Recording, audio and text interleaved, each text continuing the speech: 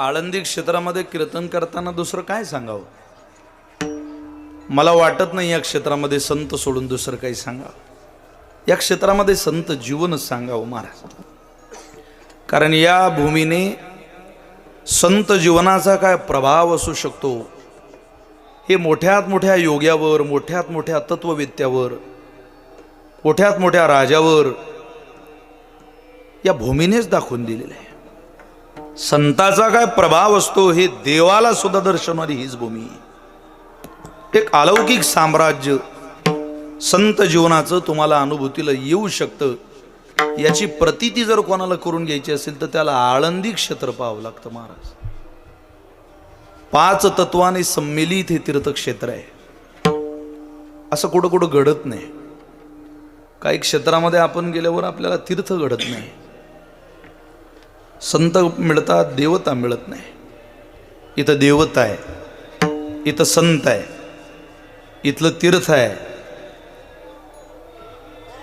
इथलं क्षेत्र आहे, आणि सगळ्यात महत्त्वाचं या 4ही गोष्टी वैभवात नांदवण्याकरता या क्षेत्रामधली साधना आहे। या 5 गोष्टीचं सम्मिलित दर्शन आळंदी क्षेत्रामध्ये होतं।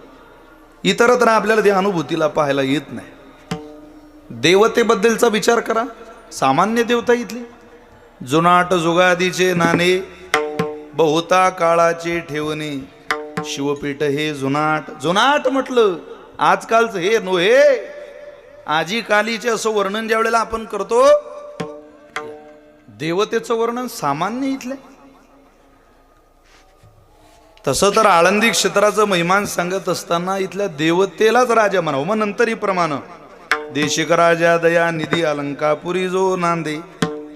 पण ज्ञानोबारानंतर राजा इथं कोणी झालं नाही। इथला राजा मूळ सिद्धेश्वर आहे, आणि सिद्धेश्वरांनी ज्ञानोबारांना या नगरीचा राजा केला। म्हणून देवता महान आहे, क्षेत्र महान आहे। ज्या काही गावांचं वर्णन ग्रंथ परंपरेमध्ये आलं तिथं माझ्या गावाचं नाव तुकोबारांना दिसलं नाही, नामदेवरायांना माझ्या गावाचं नाव दिसलं नाही, त्यांना इसरूड दिसलं नाही, त्यांना शास्त्री महाराजांचे व मोठ्या कीर्तनकाराचं गाव नाही। ते म्हटलं मी त्याच गावाचं वर्णन करेल। आळंदी हे गाव पुण्यभूमी ठाव, किंवा धन्य देहू गाव पुण्यभूमी ठाव, तेथे नांदे देव पांडुरंग। कोणाचंही वर्णन करतील ते संत कसे, कोणाचंही वर्णन करतात त्याला जाहिरात म्हणतात, ते वर्णन नाही। वस्तुनिष्ठ स्वरूपामध्ये झालेलं वर्णन संत साहित्यामध्ये, अध्यात्मात आणि साहित्यात शोभून दिसणारी ग्रंथ परंपरा अलौकिक ठरते। शेकडो वर्ष झाली। याचं कारणच हे की ते वर्णन वस्तुनिष्ठ आहे, आविर्भाव नाही त्या वर्णनात। म्हणून 5 तत्वाचं सम्मिलित दर्शन आळंदी क्षेत्रामध्ये होतो। मी सांगत होतो देवता, क्षेत्र, सामान्य क्षेत्र आहे। बरं तीर्थाकडे चला, काय तीर्थ आहे महाराज इंद्रायणी।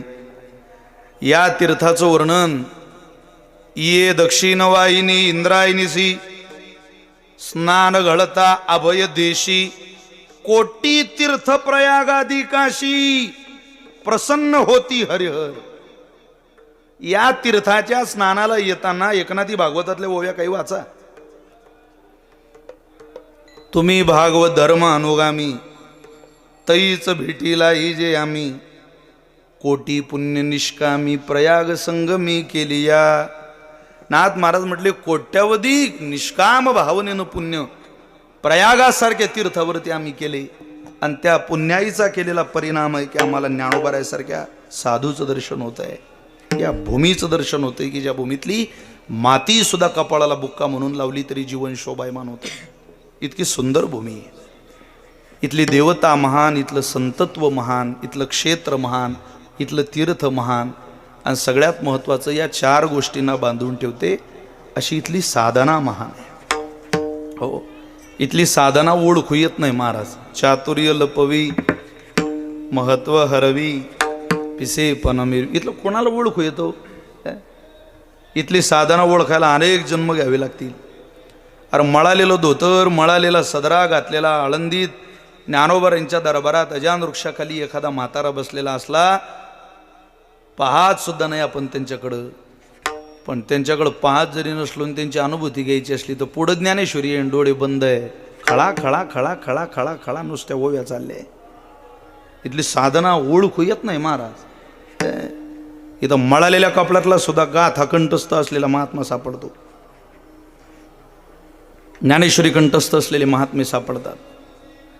म्हणून आळंदी क्षेत्रामध्ये आपण संत जीवन ऐकावं, संत जीवन पाहावं, संत जीवन न्याहाळावं, त्या दिशेनेच आपण प्रयत्न करावा. असा संत नाही वारकरी संप्रदायात की ज्या संतांनी ज्ञानोबाराचं वर्णन केलं नाही, माऊलीचं वर्णन केलं नाही, असा संतच नाही. कदाचित असला तर संत नाही. विठ्ठल विठ्ठल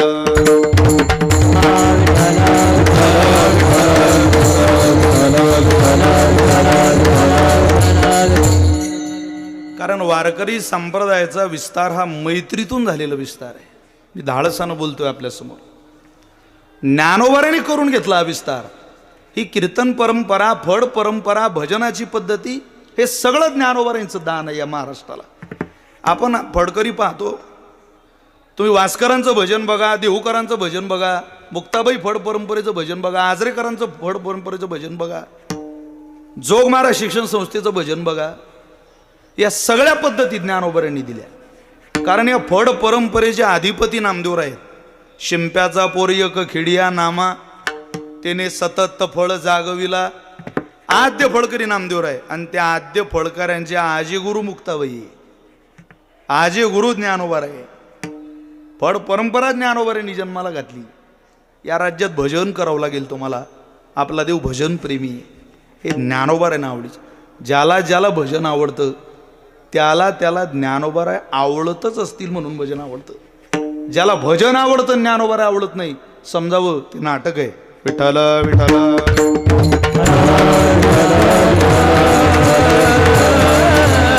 खरं कीर्तन म्हणजे भजन. या महाराष्ट्रात गायक अनेक आहे. गायकांवरती, त्यांच्या नावांवरती, त्यांच्या गायकीच्या उपासनेवरती PhD करता येईल इतके मोठे मोठे गायक आहे. पण ज्ञानोबाराय गाता येतील असं भाग्य ज्ञानोबारांनी या क्षेत्रात राहणाऱ्या गरिबाच्या लेकराच्याच पदरी घातलं महाराज. गायक अनेक आहे, पण ज्ञानोबाराय तुकोबाराय नाही गाता येत. मृदंग वाजवणारे थोडे या देशात, पण थाप सुद्धा टाकता येत नाही ज्ञानोबाराय तुकोबाराय गायला लागल्यावर. पखावाज वादक बघा तुम्ही, या देशातले सर्च करून बघा. पण ज्ञानोबाराय गायला गरिबाच्या लेकराला ज्ञानोबारांनी ते दान पदरात घातलं. नामदेवरांना पुढं केलं. अट्टहास ज्ञानोबारांचाच होता की नामदेवरांना तीर्थयात्रेला घेतलं पाहिजे. जातच नव्हते ते, प्रेमानं सोबत घेतलं आणि गेले. अगोदर जात नव्हते आणि एकदा गेले तर सोडायला तयार नव्हते. समाधी सोहळ्याला यायच्या अगोदर काही प्रकरण मी वाचली, थोडंसं पाहायला मिळालं. मी भारावून गेलो असा प्रसंग पाहला. ज्ञानोबारांचा समाधी सोहळा झाला. अनु रेणू कसे उतरले, कोणी हात धरला, कसं पांडुरंग परमात्म्यानं ज्ञानोबारांना पाहिलं, कसं आई रुक्मिणीने पाहिलं, कसं इंद्रायणीचं तीर्थ आणलं, हे सगळं वर्णन नामदेवरांनी अभंगात केलेलं आहे महाराज समाधी सोहळ्याच्या. या वारकरी संप्रदायावर नाही हो, अख्ख्या सनातन धर्मावर उपकार करून गेले नामदेवराय. सनातन धर्मावर. वारकरी संप्रदाय म्हणजे छोटी होईल संज्ञा. सनातन धर्मावर ज्ञानोबाराय सारखा महात्मा काय संप्रदायापुरता मर्यादित आहे का? एका संप्रदायानं पूजन करावं ज्ञानोबारांचं. अख्ख्या सनातन धर्मानं संतत्व म्हणून विश्वात कोणाला शोधायचं असेल तर ज्ञानोबारांकडे जावं लागतं. म्हणून त्यांना विश्व माऊली म्हणतात, कैवल्य साम्राज्य चक्रवर्ती म्हणतात, कोणालाही म्हणत नाही. ते समाधी सोहळ्याचं वर्णन केलं. समाधी सोहळा झाला आणि हा समाधी सोहळा झाल्यानंतर पुढची पांडुरंग परमात्म्याची वारी आली. सगळे संत वारकरी पंढरीला गेले. पंढरपूरच्या वारीचा नियम असा आहे, तिथं नामदेवरांनी कीर्तन करावं वाळवंटात आणि सगळ्यांनी ते कीर्तन श्रवण करावं, ऐकावं की नाही. नामदेवराय कीर्तन करायचे पण रंगतच नव्हतं कीर्तन. रंग नावाची देवता कीर्तनात येत नाही. रंग नावाची देवता आहे, तिला बोलावं लागतं, तिला आव्हान द्यावं लागतं. 17 पुराणांची रचना केलेले महर्षी व्यास असंतोषी होते सरस्वती नदीच्या किनाऱ्यावर. असा रे संसारे विषय विषसंगा कुलदिया क्षणार्धन क्षेमार्धम पिपत शुकगाथा तुलसुदाम. जावं कुठं, 17 पुराणांची रचना करणाऱ्या महात्म्याने म्हणावं. तिथं नामदेवरायांची अवस्था झाली. नामदेवराय नाचत नाही, गात नाही. शेवटी वारकऱ्यांच्या तक्रारी यायला लागल्या. गेल्या वर्षीसारखं नाही झालं. गेल्या वर्षी चांगलं झालं. परमात्मा म्हटले नामदेव महाराज जरा लक्ष द्या बरं का. यूट्यूब हे यूट्यूब वगैरे 1-1.5-2 वर्ष चालेल, तुम्ही ध्यान द्या जरा. तक्रारी तुमच्या रंगत नाही म्हणे.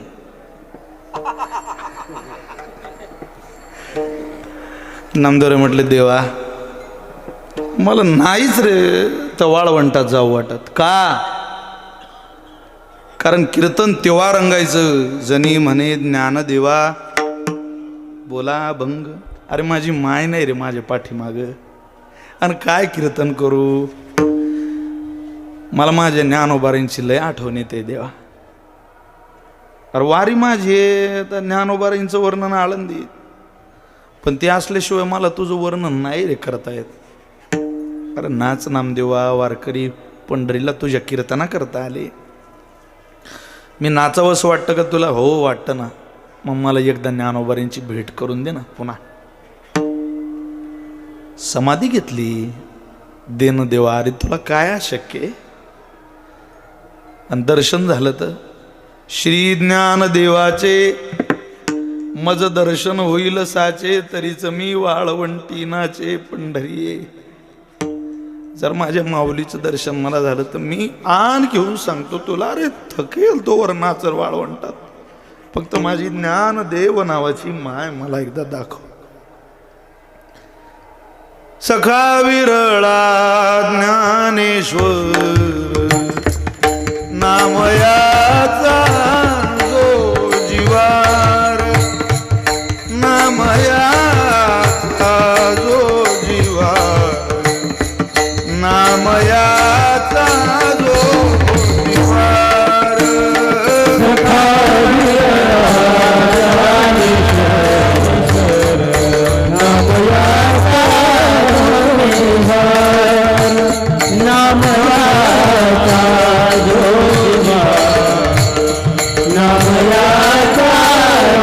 जीवार.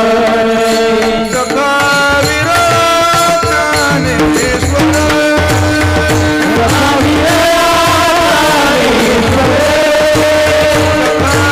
विरळा ज्ञानेश्वर, सखा विरळा ज्ञानेश्वर,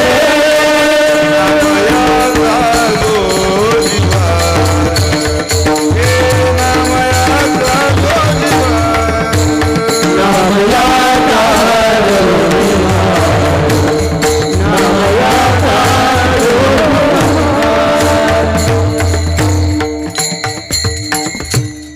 मैत्री असेल, काय प्रेम असेल. सखा विरळा ज्ञानोबारासारखा मित्र नाही नामदेवराय म्हटले. जनाबाईंनी त्या मित्रांचं वर्णन करावं, आणि ती मैत्री तीर्थयात्रेतून निर्माण झालेली होती महाराज. ज्ञान आणि नाम मित्र होतं, सखा होतं. तेव्हा वारकरी संप्रदायासारखा पंथ निर्माण होतो. तसं कसं होईल? केवळ ज्ञान पंथ चालू शकत नाही, केवळ नाम पंथ चालू शकत नाही. ज्ञानाला नामाची जोड लागते आणि नामाला ज्ञानाची जोड लागते. हे सुरळीत पांथस्थ तुम्ही मी झालो, हे उपकार ज्ञानोबारांचे, हे उपकार नामदेवरांचे. हो तुकोबाराय तेची अभंगाच्या द्वारा सांगताय तुम्ही योग्य पांथस्थाच्या मागत चाला, कोणाचे मागं जाऊ नका. ओरड वाटतं मला ज्या घरात वैभवलक्ष्मीचं पारायण करणाऱ्या महिला या राज्यात राहतात. किती अवघड आहे, कठीण किती. 728 वर्ष झाली ज्या ग्रंथाचं महिमान आपले पूर्वज आपल्याला सांगत आले, त्या राज्यात एखाद्या बाईनं श्रीमंत होण्याकरता वैभवलक्ष्मी वाचावी आणि तिनं अपेक्षा करावी आमच्या घरात सुख आलं पाहिजे. वैभवलक्ष्मीची पोथी वाचून जर घरात श्रीमंती आली असती तर सरकारनं मुख्यमंत्री लाडकी बहीण योजना काढल्यापेक्षा 2-2 पोथ्या दान दिल्या असत्या तुम्हाला. त्याच्यावर झटके घेतले असते, फॉर्म भरा नमूक करा. सरळ आहे ना. ज्या दिवशी या महाराष्ट्रातली एखादी महिला लेकबाय बिद्या करताना मुलगी बिद्या करेल, औक्षण करेल, तिचं हळद अक्षत कुंकू तिलक करेल, तिला औक्षण करेल, पदरानं डोळे पुसेल, कपाळावरून डोक्यावरून मस्तकावरून हात फिरवेल, हाताला धरून गाडीत बसवेल. त्या दिवशी या महाराष्ट्रातल्या प्रत्येक नगरातल्या, गावातल्या, खेड्यापाड्यातल्या बाईने एक कृती करावी. गाडीत बसलेल्या नवरदेवाच्या बरोबर आलेल्या तिकडच्या काही महिलांना सांगावं, ताई थोडं थांबा, आम्ही घरात जाऊन आले. तिनं घरात पळत जावं. कुठं जावं? देवघरात जावं. देवघरात ठेवलेला विश्वमाऊली ज्ञानोबारायांचा वेलवेटच्या कापडात गुंडाळलेला ज्ञानेश्वरी नावाचा ग्रंथ त्या मंडपात आणावा आणि त्या सासरच्या महिलांकडे देऊन म्हणावं, आम्ही तुम्हाला आमची लेक तुमच्या घरी पाठवताना काही नसू देऊ शकलो, आम्ही गरीब आहे, काही देताच येणार नाही आम्हाला तुम्हाला, पण तुमच्या घरी सून म्हणून नांदायला येणारी जी पोरगी आम्ही पाठवतोय, हे ज्ञानेश्वरीचं पारायण करणारी पोरगी आहे, तुमच्या घराचं गोकुळ केल्याशिवाय राहणार नाही. असं म्हणणारी माय या राज्यात ज्या दिवशी जन्माला येईल त्या दिवशी घराघरात ज्ञानेश्वरीची पूजा होईल. बांधून ठेवतो. अरे आईच्या चोडीची गाठ बांधलेली काय कामाची? ती मोकळी केल्याशिवाय लेकराचं पोट भरत नाही. तशी तुमची माझी आई ज्ञानाई आहे. त्या आईकडेच कौशल्य आहे महाराज थकलेल्या जीवाला विसावा देण्याचं, दुसरं कोणाकडेच नाही. वारकरी संप्रदायाच्या परंपरेमध्ये तर सगळ्या संतांनी बोट ज्ञानोबाऱ्यांकडे जा, तिथं जावं. ते कोर्ट आहे शेवटचं, सुप्रीम कोर्ट आहे, त्याच्या पलीकडे कुठं फिरत बसू नका, जाऊ नका, माझ्याकडे प्रमाण आहे. सुखाचा निदान तो माझा सोपान, सुखाचा निदान तो माझा सोपान, विश्रांतीचे स्थान, मुक्ताबाई विश्रांतीचे स्थान, सुखाचा निदान तो माझा सोपान, सुखाचा निदान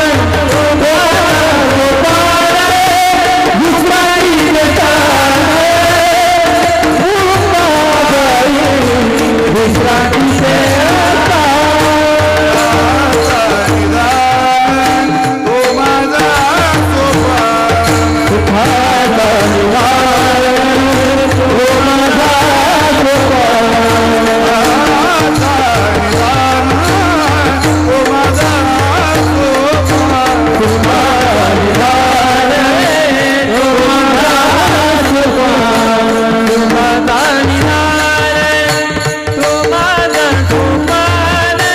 विश्रांतीचे स्थान, मुक्ताबाई विश्रांतीचे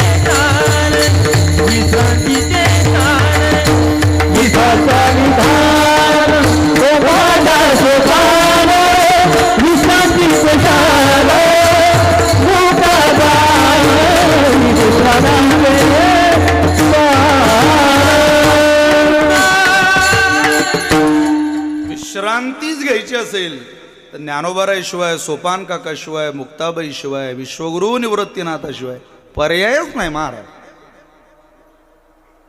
धाडसानं बोलतोय तुमच्या समोर, या विश्रांतीपर्यंत जा.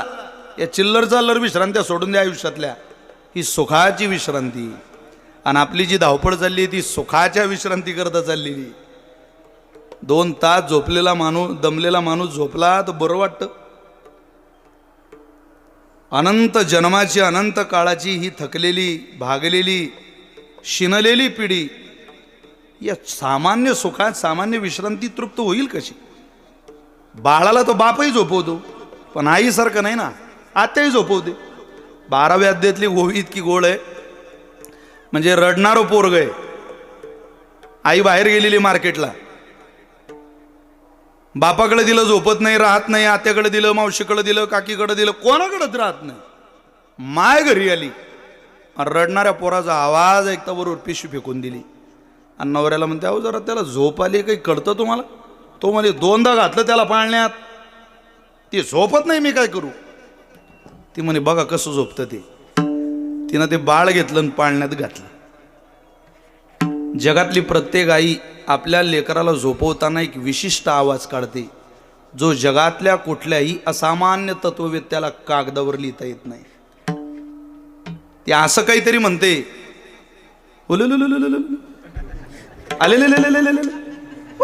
हा आवाज कोण्या कागदावर लिहायचा? लिहिताच येत नाही. ज्ञानोबा त्या आवाजाला नाव काय देता बघा. त्या झोपवणाऱ्या बाईला ज्ञानोबा म्हटले. 17वीचे स्तन्य देशी अनुवाताचा हल्लरू गाशी समाधी बोधे निज विषयी बुजावून. तो हल्लरू आईलाच गाता येतो महाराज.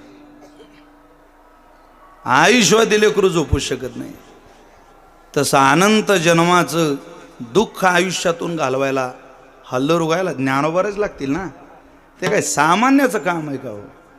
तर ताकदीचा गाणारा लागेल, आपली माय लागेल. जन्म जिनं दिलाय ती आई.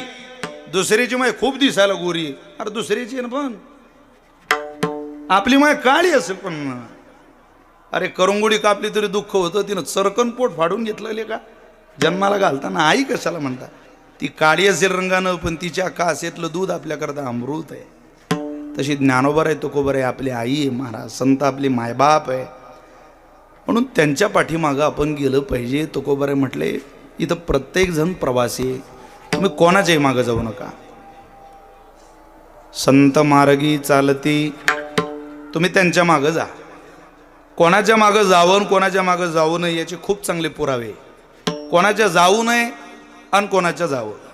खरं मूर्ख स्वेच्छाचारी तार्किक अनुभव शून्य अगुणज्ञ मतस्थिरम तेषां पार्श्वम न गच्छयो न गच्छयो न गच्छयो. जाऊ नका या लोकांच्या मागं, हे त्रास देतील तुम्हाला. कोण? खरं. खरं म्हणजे गाढव. गाढवाच्या मागं जाऊ नये असं म्हणता. कुत्र्याच्या पुढून गाढवाच्या मागं जाऊ नये. मूर्ख. काय मूर्खाच्या मागं दादा? एकानं केलं तेच माणूस करत बसतो. सध्या मूर्खाच्या मागं प्रवास करणारी इतकी टोळी जन्माला आली. काव कुठं चालले काही पत्ता नाही. बरं ओरिजिनल मूर्ख बरं तरुण तरुण पोरं. एखादा ट्रेंड निघाला बघा ना ते व्हॉट्सअपला मागं. ते काय एकानं फोटो टाकला की तेच माय सेल्फी तर तेच यायचं व्हॉट्सअपला आणि फेसबुकला. कायच करा. जोडीदाराचा एकानं फोटो टाकला माझा जोडीदार, अख्ख्या जोडीदारांचेच फोटो. काय करा. तुम्ही एखाद्या बसस्टँडवर रिकामपण काढून वेळ काढून बसा. मी त्या बुलढाणा जिल्ह्यातलं मोताळा नावाचं बसस्टँड आहे तिथं बसलेलो होतो. म्हणजे लोक पोरं कम्प्युटर टेक्नॉलॉजीच्या युगातले कोण्या जगात जीवन जगता ही शंका आहे. मी बसलेलो त्या बसस्टँडवर आणि एक नवीन जोडपं आला असं हातावर मेहंदी बिंदी काढलेली. हो मी त्यांना पाहिलं म्हटलं हे नवीन आहे आपण आता जुने झालो, ते जागा दिली पाहिजे. मी उठलो आणि मागे गेलो. तिथं पंखा बिंखा होता. शक्यतो बसस्टँडवर 1-2च पंखे चालू असतात. पंखे खूप असले तरी तो चालू होता. मी उठलो मागच्या लाईनमध्ये बसलो. असे समोर समोर होते ते 2-4 ते आले 2 जण बसले आणि ते झाल्या ना त्यांच्या गप्पा चालू. ती मुलगी म्हणे तुम्हाला माझ्या डोळ्यात काय दिसतं? हा म्हणे तुझ्या डोळ्यात मला सारं जग दिसून राहिलं. म्हटलं मेलो गड्या आता. सारं जग? हां खरंच सांगा तुम्हाला माझ्या डोळ्यात काय दिसतं? हो म्हणे मला तुझ्या डोळ्यात सारं जग दिसतं. मी त्याच्याजवळ गेलो. म्हटलं भाऊ या जगात मग एसटी दिशीन कुठे तर पाय. मी 1.5 तास झाले या बसस्टँडवर बसलाय. तो कंट्रोलर बी धड सांगत नाही. तुझे त्या जगात जर दिसली तर माय खूप चांगलं होईल. सोशल मीडियातली पिढी नवीन ट्रेंड येतोय जगात. तसंच कोणी वागतं, तसंच कोणी बोलतं. चित्रपट पाहला तसंच वागतं. पडद्यावरचं जर तसं वागावं वाटतं तर ज्ञानेश्वरी वाचल्यावर का माणसाला वागावं वाटणार नाही? शुल्लक लोकांना पडद्यावर पाहिल्यावर जर ती भूमिका आयुष्यात साकारावी वाटते, तशीच वेशभूषा केशभूषा करावी वाटते, तर ज्ञानेश्वरी वाचणाऱ्यावर ज्ञानेश्वरीचा प्रभाव 100% होईल महाराज. ते पुण्यवानाचे शब्द आहे. चित्रपट पाहून बदल होत असेल, एखादी रील बघून बदल होत असेल, तर ज्ञानेश्वरी वाचून आमच्यात बदल होत नाही हे म्हणणं साफ चुकीचं आहे. एक तर तुझं ज्ञानेश्वरीत मन नाही आणि एक तर ज्ञानेश्वरी तुला जवळ धरत नाही. आपण लाख ज्ञानेश्वरी वाचू पण ज्ञानोबारांनी जवळ धरलं पाहिजे ना.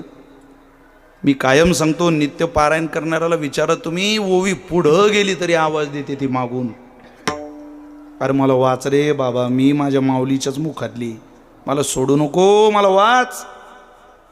जीवला होता तो महाराज ते ओव्या. तुम्ही अभंग वाचा, ओव्या वाचा, मागून आवाज देता. तर काय मूर्खाच्या मागं प्रवास करायचा. खरं मूर्ख स्वेच्छाचारी. स्वेच्छाचारी म्हणजे मी म्हणेल तेच खरं, असा एक जगात वर्ग आहे. अशा लोकांच्या मागं जाऊ नये. त्यांना शास्त्र आधार नसतो, पुरावा नसतो. ते ना संतांना मानतात ना ग्रंथ मानतात.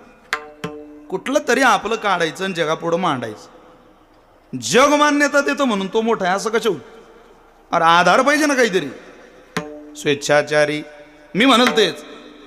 नाथ महाराजांचा निर्देश आहे, पंथ ते चुकले आपुल्या मतीचे,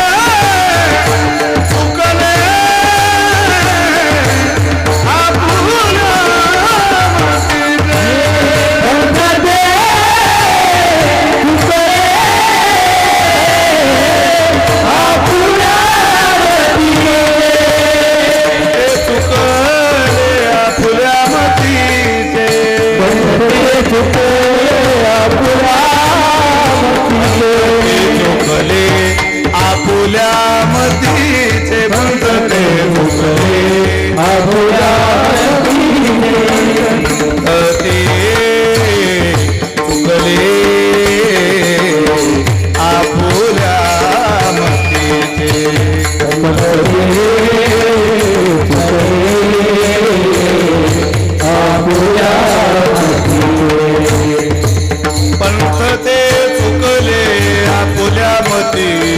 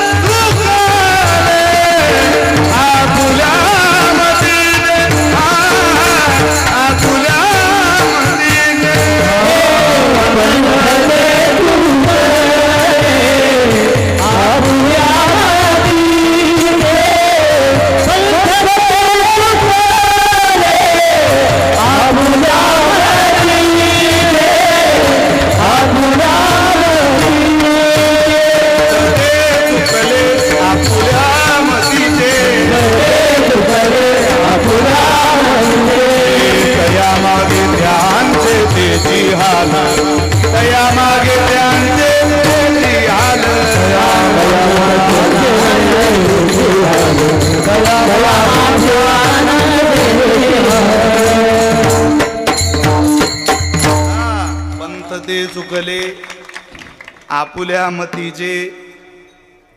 आपल्या मतानं जे माणसं पंथ दाखवतात, समजावते स्वेच्छाचारी, तार्किक हा काही तर्क वितर्क काढणारी माणसं असतात. त्यांनाच काय संतावर प्रेम जळेल. तर्क व वितर्क काढणारा संतावर साधवर प्रेमच करू शकत नाही महाराज. प्रेम करायला रक्तच वार करायचं लागतं संतावर प्रेम करायला. शोतो की बाजार में फतरो का व्यापार करना दुनिया का काम आहे. इकडं चालत नाही तो जगातला नियम. नापास होतात माणसं. तार्किक हा, अनुभव शून्य हा, या प्रत्येक शब्दावर कीर्तन करता येतील इतके सखोल शब्द आहेत. किंवा त्याची विस्तारानं चिंतन उदाहरण असं आपल्याला देता येईल. वेळेची मर्यादा आहे, आपल्याला तिकडे जायचंही नाही. अनुभव शून्य हा कवळीचा अनुभव नाही, ना काकड्याचा, ना हरिपाठाचा, ना पायीवारीचा. आणि त्यानं तत्वज्ञान सांगावं. सांगा आता हे. म्हणून वारकरी संप्रदाय हा तत्वप्रणाली जोपासणारा संप्रदाय महाराज. हो, पिकलेली वाणी पहा तुम्ही. अरे तुम्ही एखाद्या फळ्यावर एखाद्या वारकऱ्याचं कीर्तन आहे का, नित्य दरमा येणार आहे वारकऱ्याचं, काय साधं साधं बोलता, पण असं वाटतं ऐकतच राहो ऐकतच राहो. वाणी पिकलेली असते महाराज. अनुभवाचा तो परिणाम असतो. केलेल्या सेवेत तो का म्हणे, श्रम केला अवघा आला फळास. अनुभव शून्य हा अनुभव शून्य माणसांच्या मागे जाऊन अगुणज्ञ आपल्या जवळ राहतात, पण आपल्या गुणावर किंमत करत नाही, आपल्या गुणाला दाद देत नाही. काय लागतं त्यांच्याजवळ. फार जवळचा मित्र आहे, कधीच म्हणत नाही अरे काल काय चाल गायली रे, वा ते मधलं मला खूप आवडलं गड्या. म्हणावं ना आपल्या मित्रांना कधीतरी. आपल्याला अडचण काय. पण गुणावर किंमत प्रेम नसलेली माणसं जवळ थांबवू नये, त्यांच्यासोबत जाऊ नये. अगुणज्ञ पिछा सोडला पाहिजे त्यांचा. जगाचं कौतुक करायला तुला वेळ आहे, माझं नाही. तुझ्या जीवाभावाच्या सख्याचं नाही. अरे खोटं कर माझ्या तयारीपर्यंत, पण कर ना.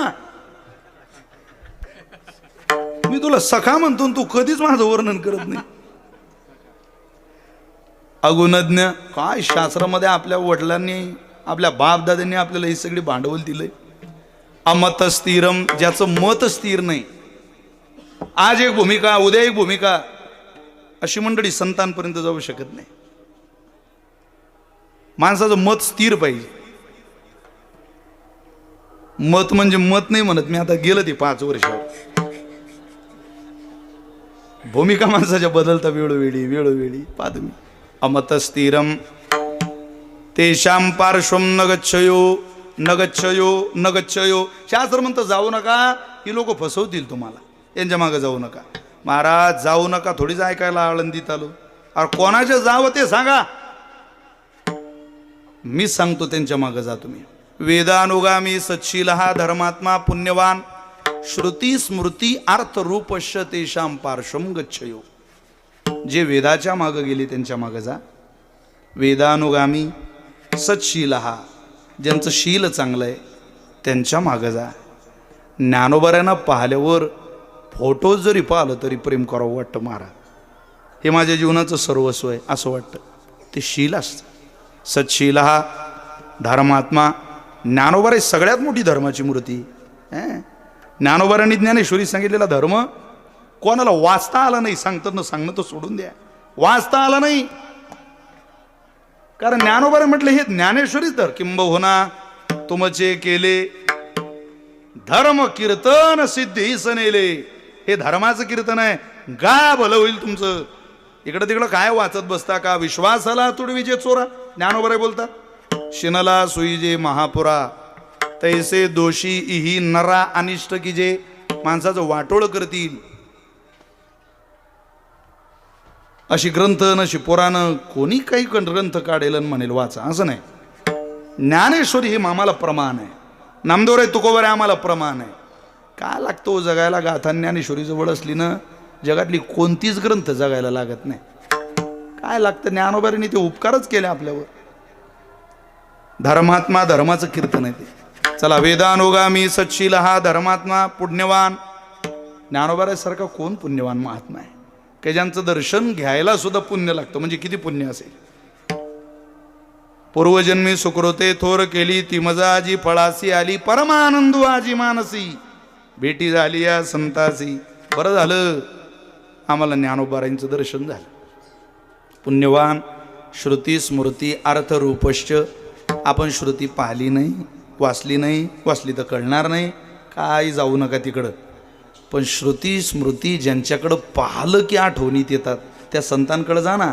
किती ओवी सुंदर आहे बघा. श्रुती स्मृतीचे अर्थ जे आपण जी होनी मूर्त अनुष्ठाने जगादेत वडील जे हे. त्याच्या पुढची ओवी बघा. तयाची आचरावी पावले पावनी सात्विकी श्रद्धा चाले तो तेच फळ ठेविले ऐसे लाहे मग त्यांच्या मागं जाण्याकरता असे नेमके कोण आहे? अरे संत आहे, त्यांच्या मागं जा ना. अभंगाचं पहिलं संत मार्गी चालती, संत मार्गी चालती, संत मार्गी चालती, संत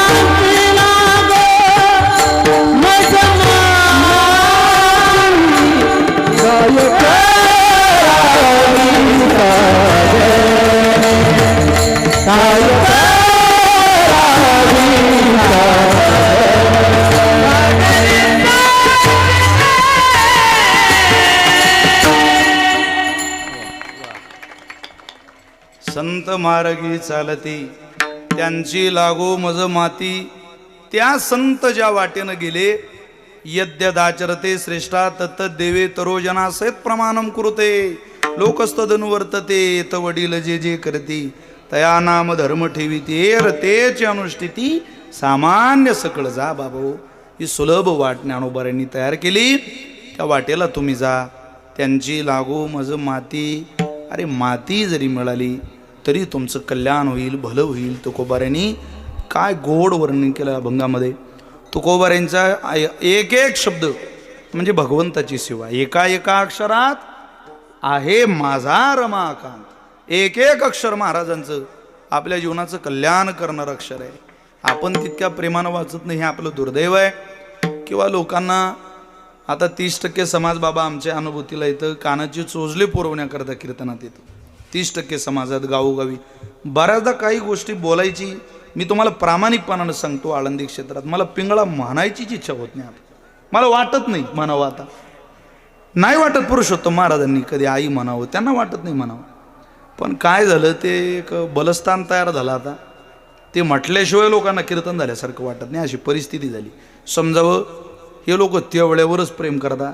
यांना आपण केलेलं चिंतन, आपण केलेला अभ्यास, आपण केलेली उपासना, आपण इकडून तिकडून गोळा करून एक नाथ भागवतातली काढली, ज्ञानोबाऱ्यांची काढली, ही ओव्या मी आतापर्यंत तुम्हाला ह्या ओव्या हे श्लोक म्हटले. हे काय मला बसावंच लागलं ना, कुठंतरी ऐकावंच लागलं ना, कोणाच्या तरी श्रीमुखातून पाहावंच लागलं ना, काहीतरी कुठेतरी शोधून. पण 30% समाजच असा झाला. तुम्ही करणार काय? कानाची चोचली पुरवण्याकरता किंवा काळ काही काही गावात गेल्यानंतर लोक स्वतः सांगतात, महाराज कसं होऊ देतात. कसं म्हणजे काय, तर काय घुंगरं बांधायची होऊ द्यायचं कसं, अपेक्षा काय तुला? बोधे बाबा चाल म्हणायची. सगुण चरित्रे परम पवित्रे सादर वर्णावी, सादर वर्णावी. बाबांची आवडीची संत वृंदे मनोभावे आदि वंदावी. अरे काय सांगतो भल्या माणसा, जाऊ दे. आम्ही तर ठरवलेलं आहे 2 4 5 10 5 50 कीर्तन कमी अशी 3 3 2 2 वर 2 2 1 1 वर आपण आता एकच करावं वाटतं. कशासाठी करायचं आता आपली जिरली ना फिरून फिरून कशासाठी. पण निदान आपण एखाद्या अभंगाची सेवा करत असताना ज्ञानोबाऱ्यांच्या तुकोबाऱ्यांच्या नजरेत आपल्याला पडावं लागणार नाही अशी वाक्यरचना बोलू, अशी कीर्तन करू, असं भजन गाऊ की अंतकाळ जेव्हा येईल त्यावेळेला ज्ञानोबाऱ्यांनी म्हटलं पाहिजे अरे घ्या त्या लेकराला घ्या मध्ये घ्या देऊ द्या रे त्याला त्यानं भजन केलंय. एवढं जरी म्हटलं तरी खूप झालं ना. दुसरं करता काय. घर निघायचं झालं तर ज्ञानोबाऱ्यांचं घर निघण्यात मजा आहे. बाकी कोणाची घर तशी नाही की कोणाचंही घर आपण ज्ञानोबाऱ्यांचं घर. त्यांची लागू मज माती. आळंदीत ज्ञानोबाऱ्यांच्या दरबारात झोपलेलो कुत्रं सुद्धा निवांत झोपलेलं असतं महाराज. इतके लोक त्या विनेकरार जोडून जातात विनामंडपात दर्शन करू जाग सुद्धा येत नाही त्याला. तर म्हणतं घे तुला घ्यायचं त्याचं दर्शन मी आपला सुखे मी निजवलो गा शून्य सारो निते ते त्रिकूट शिखरी गा दान मिळे आहे ती. आम्हाला काय गरज आहे. ज्यानं देवावर ओझं घातलं ना बस संपलं त्याला माहिती आहे. आंधळे पांगळे बघ आंधळ्या पांगळ्याचा एक विठोबा दादा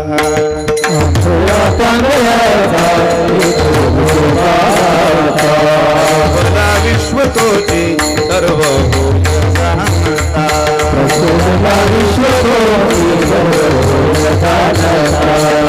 थोडी गेला मात्रे पाप संचिता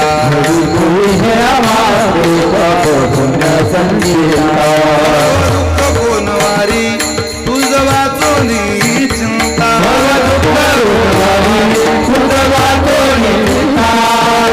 गाजा तुझा तुझी पाळू राजा दिवचे गा सांगता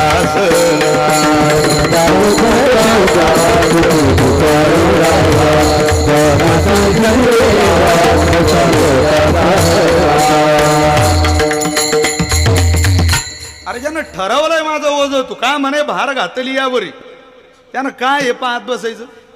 तुकोबारे म्हणतात नाही साधनं शोधू नका. साधनं शोधण्यात आमचाही खूप कालावधी गेला. नाथ महाराज आमचा फुलवारा नावाचं प्रकरण तुम्ही त्यातलं एक चरण बघा. नाथ महाराज म्हटलं मी खूप देव फिरायचो आधी. जो कोणी भेटला या देवाला जावं तुम्हाला गुण येईल तिकडं मी जायचो. किती देव फिरले अरे बापा बापा बापा. नाथ महाराज म्हणत सांगताच येणार नाही. ऐसी दैवते केली अनंते नवाचा भाऊ फेडिले वो परिते फलकट झाले शेवटी गळा येवोनी पडिले वो बहु जाचिले. ओ फिरलो अरे जमिनीवरचा प्रवास संपला तर विमानानं फिरलो लवकर लवकर देव झाले पाहिजे. बहु जाचिले दुःख भोगिले चौदेशी व्यापिले शेवटी झाले मी उदास सोडिली आस धरली कास पंढरी पाऊल जीव हर्षला तुझ मी फुलवरा बांधिला फुलवरा बांधिला तुझ मी फुलवरा बांधिला फुलवरा बांधिला तुझ मी फुलवरा बांधिला फुलवरा बांधिला तुझ मी फुलवरा बांधिला फुलवरा बांधिला फुलवरा बांधिला फुलवरा बांधिला जीव हर्षला तुझ मी फुलवरा बांधिला फुलवरा बांधिला तुझ मी फुलवरा बांधिला फुलवरा बांधिला तुझ मी फुलवरा बांधिला फुलवरा बांधिला तुझ मी फुलवरा बांधिला. एखादा झटका पाहिजेत महाराज. ते खोलेबाचं कीर्तन चालू आहे असं मग लोकांना जाणवतं थोडं थोडं म्हणजे चालू आहे काहीतरी. आता पूर्ण नाही दिलं तर मग थोडं थोडं फुलवरा बांधेल काय महाराजांचं वचन आहे. महाराज नेमकं झालं काय.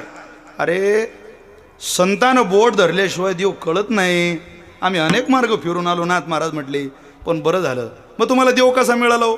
वैकुंठीचे निदान ज्याचे सतीजे प्रिय करो त्याची गाठ पडली ते निधिदला भय करो त्याचे संगती गेले भक्तीने मग देखिले भीमा तिरवो परात पर सोयरा पुंडलिक बरा दिदला थारा तेने मज बोलता हात दिदला तेने माझा बोलता हात दिला फुलवरा बांधिला फुलवरा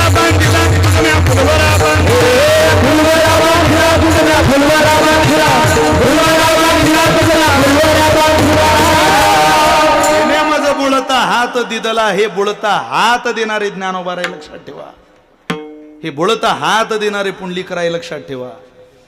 म्हणून लागू त्यांची माती. काय दुसरं अपेक्षा करता आयुष्यात? अपेक्षाच करू नये. संत जीवन हे सगळ्याच रोगांवरचं औषध आहे. बस संपलं. इथून पुढे आम्हाला जावं वाटत नाही. महाराजांनी व्यावृत्ती केली इतर साधनाची. षष्टी विभक्ती. काय करावी साधने, काय नव्हे एकतेने हेच करा. यावृत्ती काय काय करता ती साधन अन्यत्र. नाही नाही आम्हाला एक महात्म्याने जप करायला सांगितलं. अरे जप तप अनुष्ठान व्यर्थ कासया करणे, तीर्थ व्रत यम नेम न लगे दैवता धरणे, आसन मुद्रा ज्ञान ध्यान न लगे वारणशी मरणे वेड्या. अरे केशव माधव अच्युत वदता वैपात करणे, शरीर शोषण प्राण निरोधन मनोजय हट योग, गुदकूडन पिंडलीनी कलिमल दल भंग, ऊर्ध्ववायूचा श्वेत तोडुनी करिवो वनभंग, ब्रह्मरंध्री मिसळे परी मुमुक्षुदंग.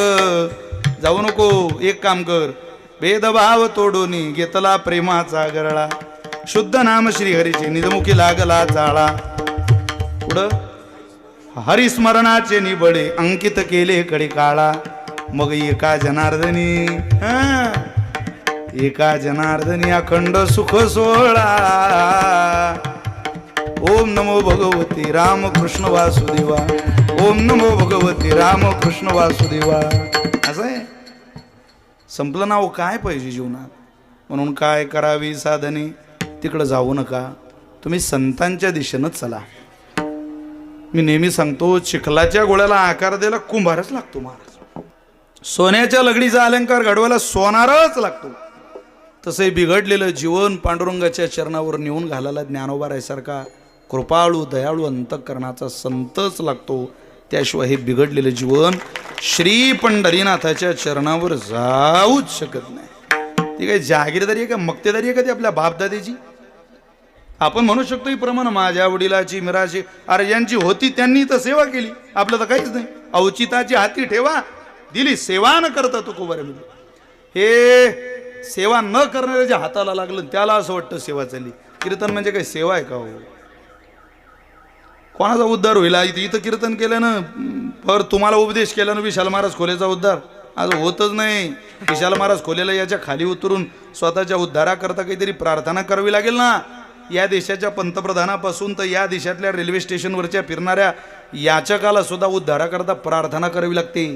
ते इंटरनॅशनल दर्जाचा भिकारी होऊन, नुसता भिकारी नाही, इंटरनॅशनल आंतरराष्ट्रीय दर्जाचा.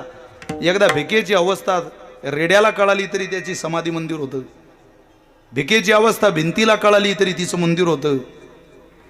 भिकेची अवस्था एका पाठीला टेकलेल्या दगडाला कळाली तरी त्याचं मंदिर होतं निवाशाला. काय केलं काय त्यानं? काय नाही. ज्ञानोबा यांच्या पाठीला आपला चिकटून राहिला. म्हणून आळंदीमध्ये आल्यानंतर वेळोवेळी वेळोवेळी वेळोवेळी ज्ञानोबाराय काय ऐकायचे असतात, ज्ञानोबारायच का बोलायचे असतात, की त्या संत जीवनाचा काहीसा प्रभाव आपल्या आयुष्यावर पडावा आणि साधनेच्या वाङ्मयाच्या दिशेनं आपला प्रवास सुकर व्हावा. म्हणून तुकोबारे म्हटले, तुम्ही अनेक साधनाची वाट बघू नका, ती तुमच्या जीवनाकरता फलित ठरणार नाही. महाराज, पण संतांकडे गेल्यानंतर आम्ही नेमकं स्वीकारावं काय? तिथं काय मिळेल? अरे उष्ट मिळालं. शेष घेईना उत्कृष्ट, शेष घेईना उत्कृष्ट, शेष घेईना उत्कृष्ट, शेष घेईना उत्कृष्ट.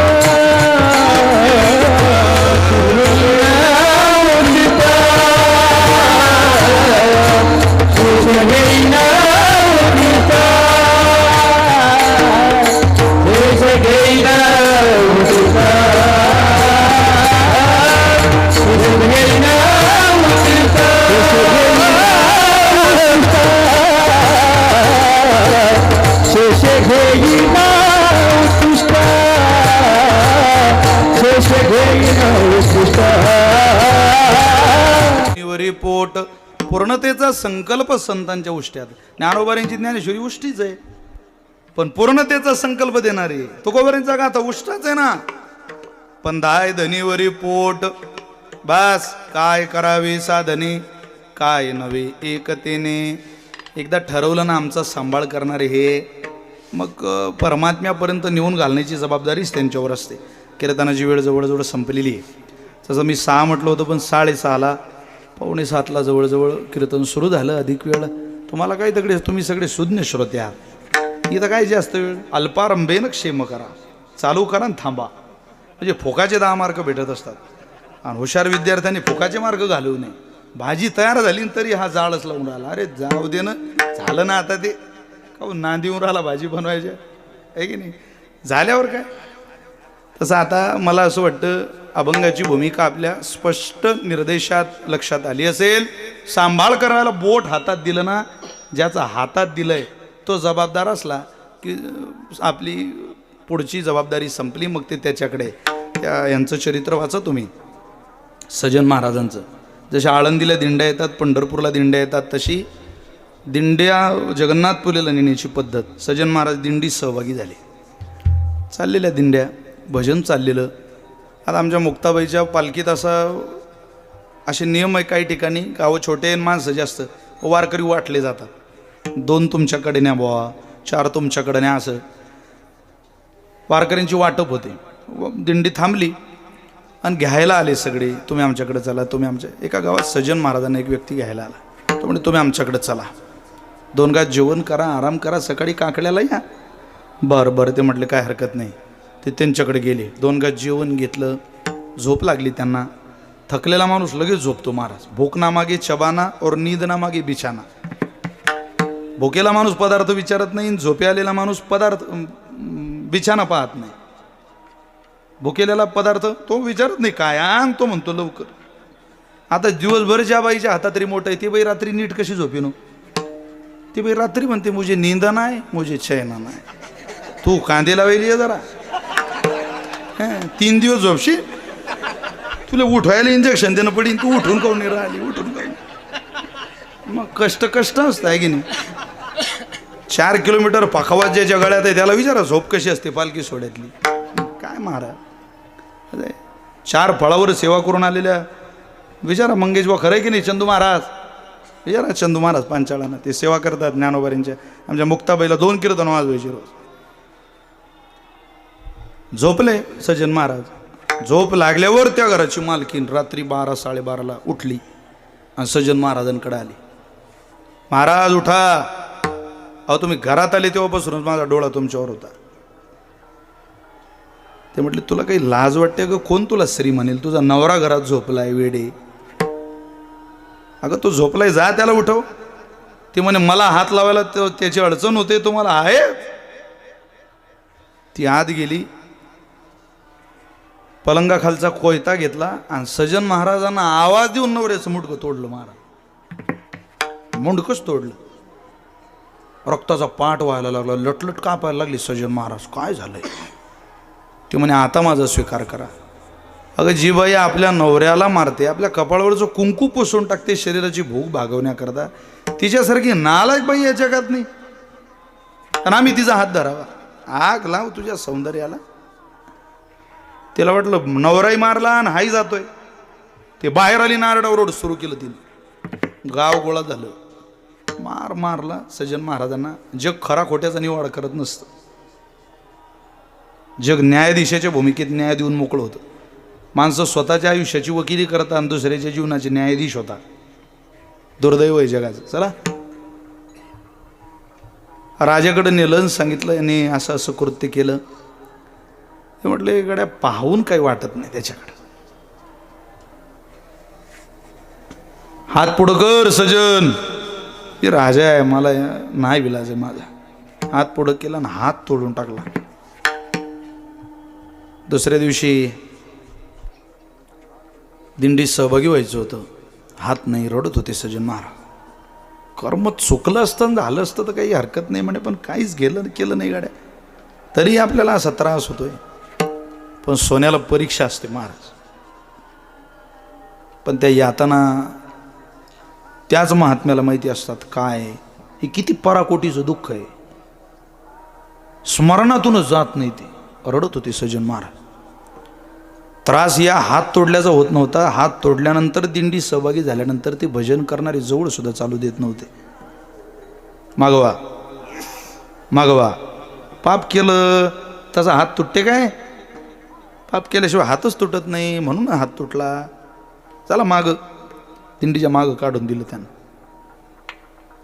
एकटेच चालायचे, कोणी खायला दिलं तर खायचे, झोपायला कोणाकडे जायचे नाही. आपलं मंदिरात मारुतीराजा पारावर झोपायची, रोडला झोपायची, पाणी दिलं तर प्यायचे, काही कोणाकडं पाहायचं नाही.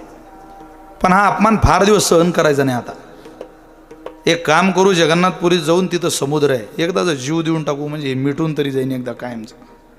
जगाची बहुतेक त्याची इच्छा दिसते. चालत राहिले एकटे. भजनाची गोडी होती त्यांना. परमात्म्यानं पाहिलं किती त्रास आहे रे हा, इतका त्रास. जगन्नाथपुरीला जाणारा कोणीतरी एक महात्मा मागून आला आणि सजन महाराज दिंडीच्या मागे दिसले. सजन, तेरा अच्छा होगा. आशीर्वाद दिला. भलं होईल तुझं, चांगलं होईल. साधूचा आशीर्वाद हा खूप बलशाली असतो महाराज. परमात्म्याचा रथ आला सजन महाराजांना घ्यायला. ते दिंडीत जाऊन विचारला को ते सजन महाराज, अरे म्हणे नालायक माणूस आहे, आम्ही दिंडीतून काढून दिला, तुम्ही कशाला आले? म्हणे भगवंतानं रथ पाठवला. देवानं कशाला पाठवला? अरे म्हणे त्याला घ्यायला आलो आम्ही. बरं बरं, तुम्ही कशाला आले? पण तू माणूस चुकीचा आहे. म्हटले तुम्ही बोलू नका. ते सजन महाराज कुठे सांग? म्हणे मागे दिंडीच्या, त्यांच्याजवळ गेले. बसा, परमात्म्याने बोलावलं तुम्हाला. रथात बसवलं, भगवंताच्या पायावर आणून घातलं, दर्शन घेतलं. जाऊ दे देवा, झाला आता काय, झाल्यावर काय पोटाला धरतो. आतापर्यंत कुठं होता? मला एक प्रश्न विचारायचा आहे, मारायचा आहे. रथात बसवणारा तू आहे की हात तोडणारा तू आहे? यातला तू कोणता आहे? भगवंतानं सांगितलं, सजन रे, हात तोडणाराही मीच आहे आणि रथात बसवणाराही मीच आहे. अरे तुझ्या पुढून गाय पळत होती, पळता पळता गायी मागं कसाब पळत होता. गाय पुढं, कसाब मागं, तू उभा होता चौकात. गाय पळून पुढं गेली, कसाबाला दिसले नाही. कसाबानं तुझ्याकडे येऊन विचारलं, गाय कुठे? तू हात वळवला, या दिशेला गेली म्हटलं नाही, हात दाखवला. तुझ्या हाताच्या दिशेनं कसाब गेला, गाईला मारलं. कसाबानं गाईची हत्या केली. हत्या तुझ्या हातामुळं झाली. तुला कर्माचा दंड देणं अगत्नीत होतं, अगत्य होतं, गरजेचं होतं. बरं झालं देवा बाबा, माझ्या कर्माने माझा हात तोडला. अरे पण त्या बाईनं तिचा नवरा मारला ना, त्याचं काय? मारू दे, मारला तर. अरे बाईने नवरा नाही, गाईनं कसाब मारला.